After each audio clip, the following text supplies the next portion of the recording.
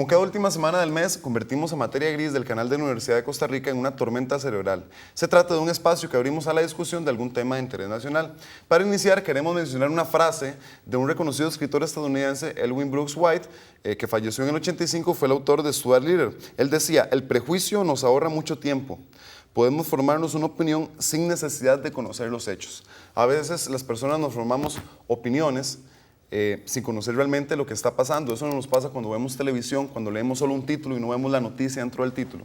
Eso es lo que está pasando, creemos nosotros desde Materia Gris, con el abordaje que están haciendo algunos medios de comunicación con respecto al tema de los salarios en el sector público. Para eso tenemos dos invitados, hoy vamos a conocer este tema y a verlo desde el campo de la psicología y también desde la sociología. Nos acompaña Marisol Fournier, ella es psicóloga, graduada de la Universidad de Costa Rica, y también Antonio Ortega, él es estudiante de sociología y es asesor parlamentario de parte de la bancada del Frente Amplio.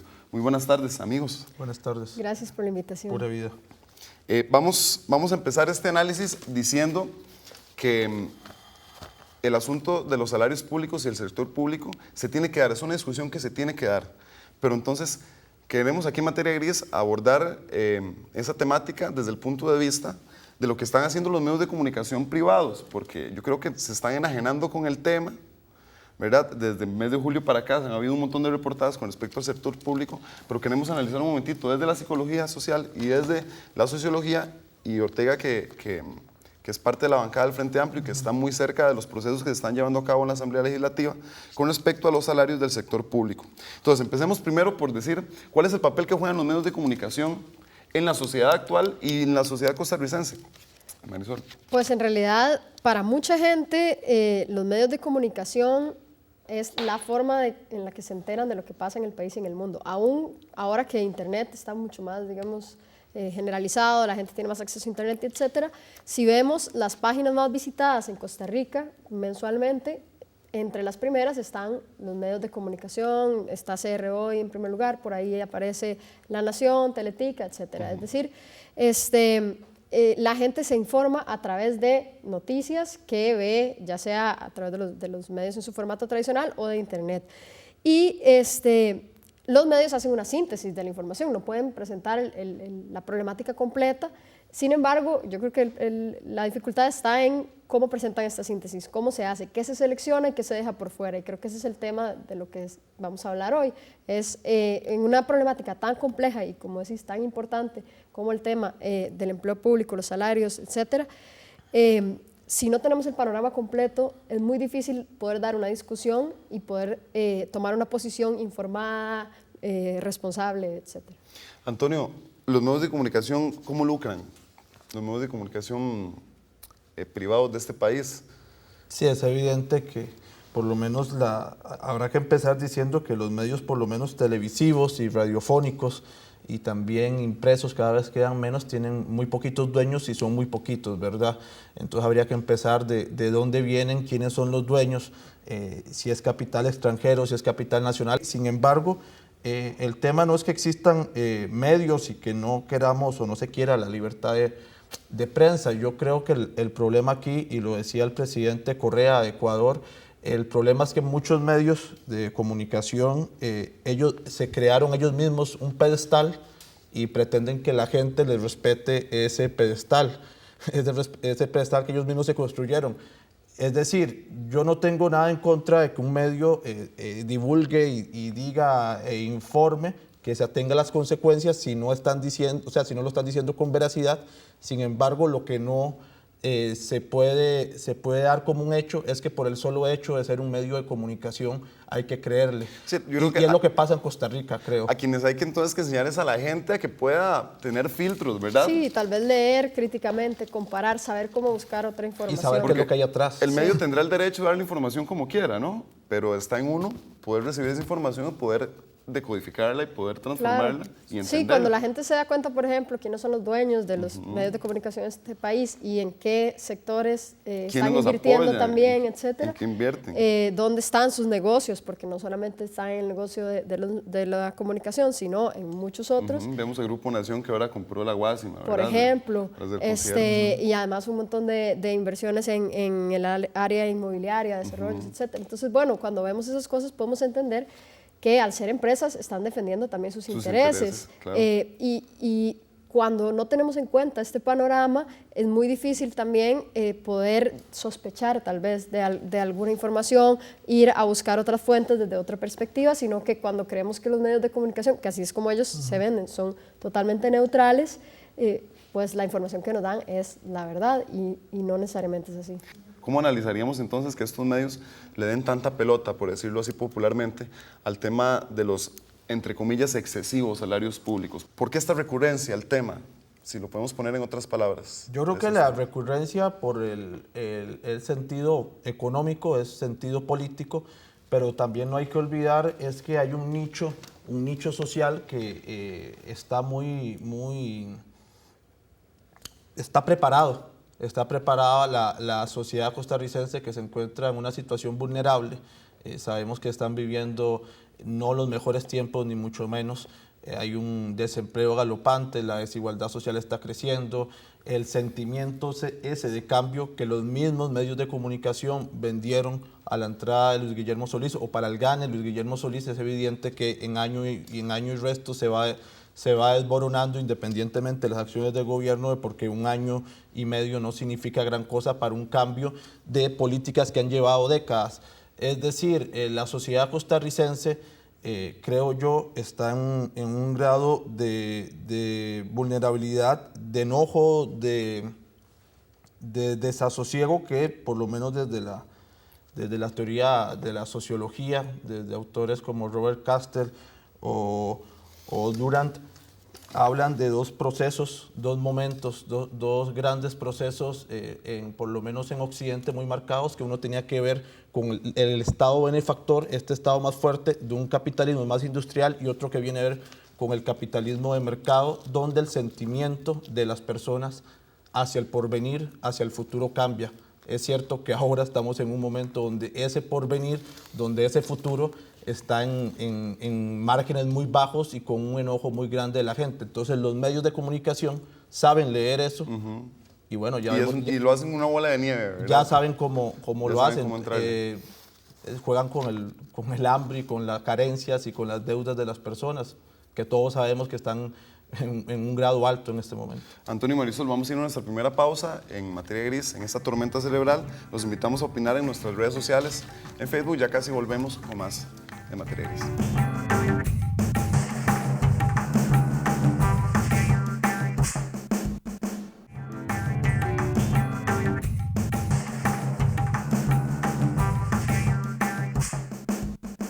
Continuamos con nuestra invitada, la psicóloga Marisol Fournier, y el estudiante de Sociología y asesor parlamentario Antonio Ortega. Con ellos estamos teniendo un acercamiento muy particular a la cobertura mediática que se viene haciendo alrededor del tema del empleo público. Marisol, ¿qué tanto los medios han profundizado en el tema salarial? Yo creo que lo han presentado de forma descontextualizada y eso es problemático. Las últimas encuestas, por ejemplo la del CIEP que publica el semanario en septiembre, nos habla de que para la gente las mayores preocupaciones, sus mayores angustias están en el tema económico, el costo de la vida, el desempleo, y de pronto pues la gente anda angustiada por la calle, está estresada, no tiene trabajo, le pagan mal, no le alcanza para llegar a final de mes, y de pronto sacan unas noticias de gente que tiene unos salarios muy altos, y se presenta como si así ganara toda la gente que está en el sector público, lo cual no es cierto. Es cierto que hay algunos salarios bastante altos, es cierto que hay que discutir el tema de esos salarios, pero el grueso de la población lo podemos ver a lo interno de la Universidad de Costa Rica. Los datos de un estudio que salió también hace poco hablaban de que es cerca del 50% gana menos de 1 millón de colones, el 35% gana menos de 750,000 colones por el tiempo completo.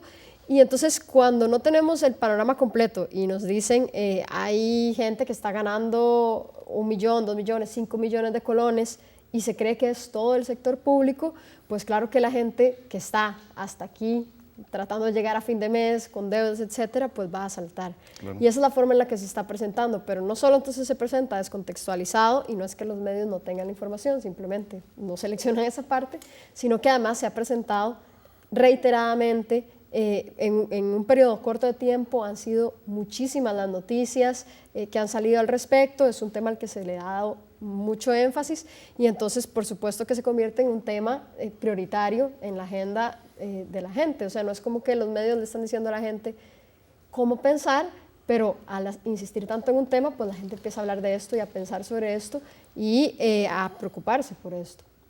Marisol nos dice que en el sector público hay salarios de salarios y hay sectores del empleo público que están marginados también. Lo vemos en algunas partes del sistema, perdón, del Ministerio de Educación, en educación rural, vemos también algunos sectores como los guardaparques que tienen a veces condiciones paupérrimas. Cuéntenos, Ortega, ¿cómo es esta situación? Sí, lo más paradójico es que mucho de esta gente que se rasga las vestiduras en el Congreso o en otros lugares es gente que ha gobernado el país en las últimas décadas, que tomaron decisiones sobre el sector público desde juntas directivas. Hay que recordar que el movimiento libertario ha negociado en varios procesos con gobiernos de liberación para tener puestos en juntas directivas de instituciones, donde se deciden mucho de estas cosas. Hay que recordar que Óscar Arias infló excesivamente la planilla de la Caja Costarricense de Seguro Social y que según estudios esa situación, entre otras, pero principalmente esa es la que la tiene en esa crisis. Como referencia a la Caja de Pandora, ¿dónde viene esa situación? La Caja de Pandora, un documental recomendado, está en YouTube. Efectivamente, ahí al ver ese trasfondo donde a instituciones se les infla el personal, se desinflan los pluses salariales y te encontrás con la situación que decías de los guardaparques que el martes antepasado se manifestaron en la Asamblea Legislativa justamente para pedir a la Comisión de Hacienda que tomaran en cuenta las paupérrimas condiciones en las que ellos se sitúan y que aparte hay una preocupación todavía más agravante que es que les tienen las plazas congeladas, es decir, se pensionan 2 o 3 personas como está pasando en el Parque Nacional Tapantí en Cartago y no hay posibilidad de contratar a otra persona más. Y me atrevería yo a decir que los grandes errores y los graves errores que no tienen que ver con que las personas vivan bien, con que no tienen que ver que las personas tengan un buen aguinaldo, porque yo creo que ese es un ideal y sería lo que todos quisiéramos, lo tomaron. Son acuerdos que tomaron los partidos tradicionales en las últimas décadas con apoyos de otros partidos que no necesariamente han estado en el gobierno, pero sí negociaron juntas directivas en instituciones. Pero tal vez ahí también yo creo que es una discusión que así debería estarse dando la discusión, es decir, no aspiramos a que todo el mundo tenga estos mega salarios millonarios, pero sí a que tengamos un salario decente. De pronto cuando se pone a los funcionarios públicos como enemigos, entonces también se crea una polaridad social, se crea un conflicto social que en realidad no existe, digamos. Claro, como si fueran corruptos, ¿verdad? Claro, por tener un salario. Y en realidad lo que tienen es un salario justo, que es a lo que debería aspirar la mayoría de la población y es por lo que deberíamos estar luchando, pero la forma en la que lo presentan los medios es más bien quitemos los salarios del sector público, bajemos los salarios del sector público y bajar el tope, cuando lo que deberíamos estar luchando es más bien por subir. Hablábamos fuera de cámaras, ¿verdad? ¿Hacia dónde hay que equilibrar? ¿Hacia arriba o hacia abajo? La irresponsabilidad, y yo creo que están jugando con fuego esta gente, es poner a pelear a los empleados públicos con desempleados, con empleados privados, con empleados mal pagados. Digamos que eso, a diferencia de la sociedad de consensos que tiene que ser y con el cambio que pidió en las urnas, yo creo que es un grave peligro. Es ilógico, las garantías laborales que hay en el sector público y en el sector privado son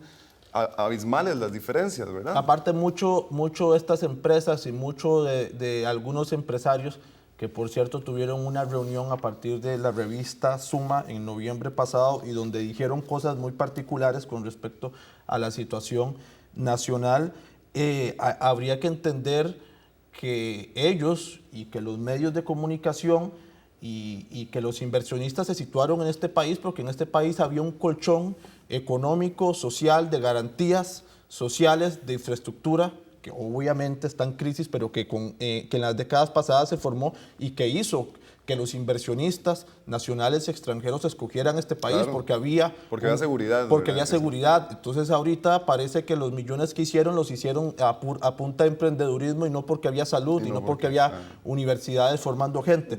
Para refrescar la memoria, el memorándum del miedo de Fernando Sánchez y Kevin Casas decía más o menos en el punto 6, estructurar y lanzar campañas masivas en medios de comunicación.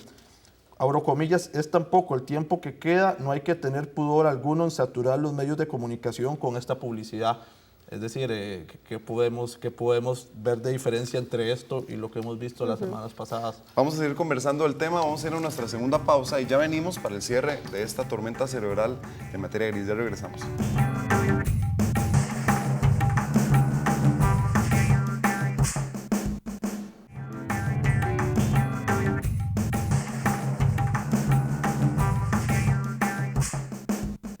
Junto a la psicóloga Marisol Fournier y el estudiante de Sociología y asesor parlamentario Antonio Ortega, estamos haciendo un análisis de la cobertura mediática que se le viene dando al tema de los salarios en el sector público en Costa Rica.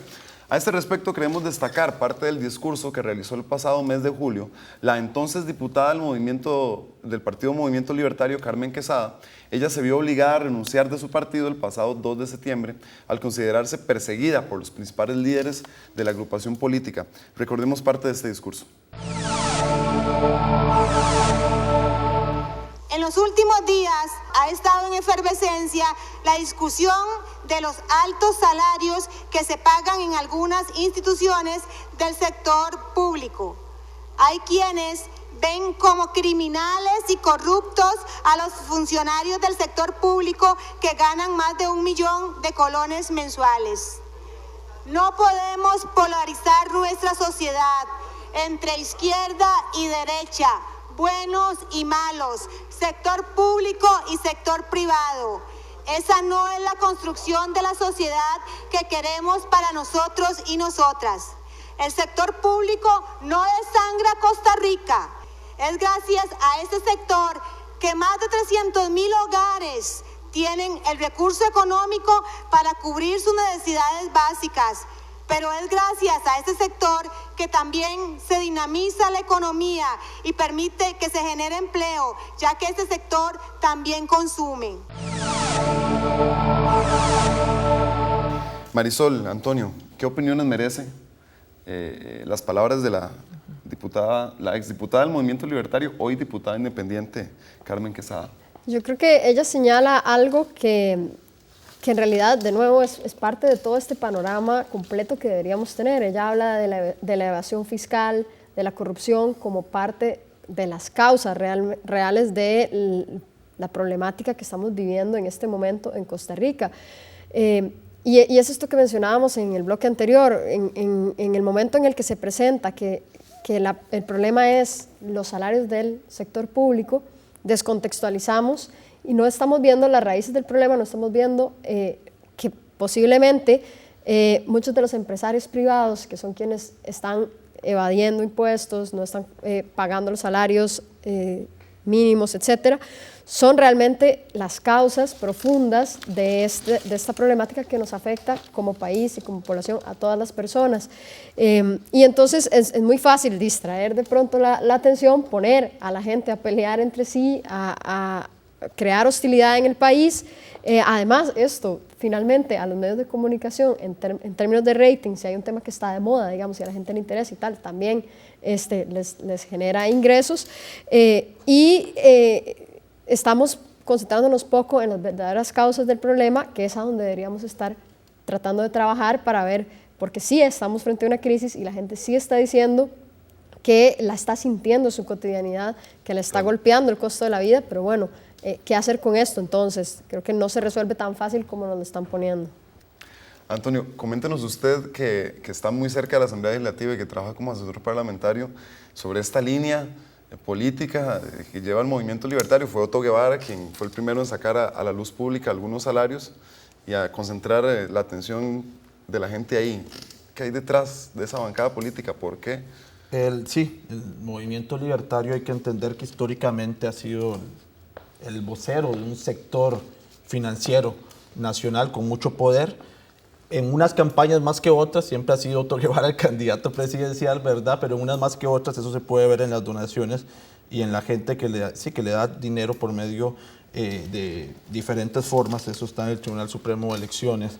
Ellos efectivamente evaden la discusión más integral y se tiran al grado más populista de que, por ejemplo, un conserje, una miscelánea, un secretario, un chofer en una institución de miles de personas gana 800,000, 1,500,000, olvidando que según lo que se dice, el tortón fiscal en este país va por 2,160,000,000,000 de colones. Billones. Sí, y que la cantidad, y que si vos empezás a dividirlo, hay una evasión fiscal a partir de grandes exoneraciones, evasión fiscal.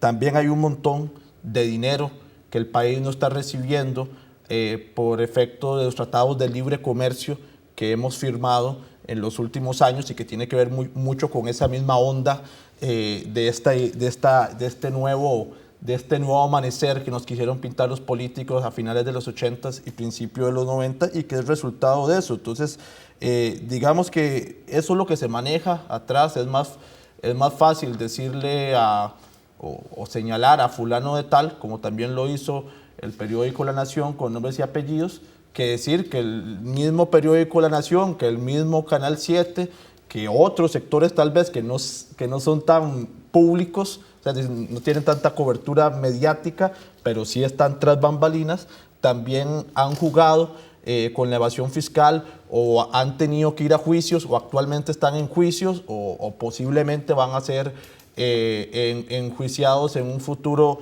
no muy lejano por esta situación. Entonces yo creo que es una irresponsabilidad bastante grande en un país donde también hay que decirlo, donde la economía no anda bien y donde la inversión extranjera y nacional se están yendo a otros países de Centroamérica, por lo cual da para preocuparse la situación costarricense y el poco margen, sobre todo el poco margen de diálogo y de fraternidad con la que cierto sector quiere hablar. Ellos quieren derribar los puentes, quieren buscar culpables y yo creo que la sociedad costarricense lamentablemente sí quiere ver quién es el culpable de lo que está pasando y la respuesta es muy integral, es orgánica, no es uno, no es el conserje, ¿ves? No es el policía. Marisol, desde la psicología social, yo digo, tengo una frasecilla por ahí para describir la sociedad actual, la cultura actual, como la cultura del café instantáneo. Nosotros queremos todo ya, todo nos viene inmediato, ¿verdad? Y nosotros abrimos Facebook y tenemos un muro donde tenemos primero una noticia que habla de muertos en Palestina, después viene el nuevo perfume de Carolina Herrera, después viene lo de los salarios, es decir, tenemos información inmediata cada segundo, ¿verdad? ¿Cómo hacer desde nuestra familia, desde nuestros círculos más internos, luchar contra esa inmediatez para profundizar en lo que está pasando en la realidad nacional, para ser una persona más críticas con respecto a lo que nos venden los medios de comunicación? Para terminar Yo creo que hay como dos grandes tareas que tenemos como sociedad. Una es que ante tal cantidad de información tenemos que ver cómo desarrollar mecanismos para leerla críticamente, para poder comparar y para no quedarnos con esa primera noticia que nos salió nada más, que posiblemente sea una noticia de un medio privado, tradicional, etcétera, solo que puesta en formato digital, sino cómo poder buscar más información y comparar, cómo generar en la gente esa curiosidad por informarse.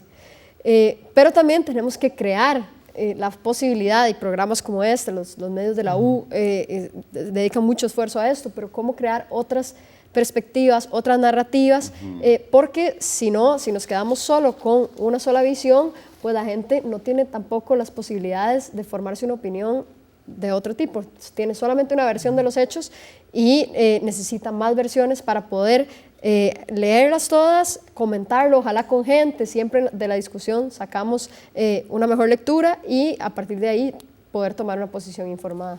Podemos hacer un resumen, es decirle a la gente que no se quede con el título, que no se quede con lo que nos dan de primera entrada, y con respecto a este tema del sector público que estamos mencionando, más todavía, tenemos que ser personas críticas y tratar de buscar otros medios informativos y otras formas de acercarnos a la verdad. Le agradecemos mucho a Marisol y a Antonio por habernos acompañado. Media hora es, siempre lo decimos, ¿verdad? Es muy poquito para poder abordar una temática tan amplia como esta, con tantas aristas, pero esperamos poder en alguna otra ocasión continuar con el tema. Los esperamos la próxima semana en una nueva entrega de Materia Gris. Eso es el canal de la UCR y es Televisión con Sentido.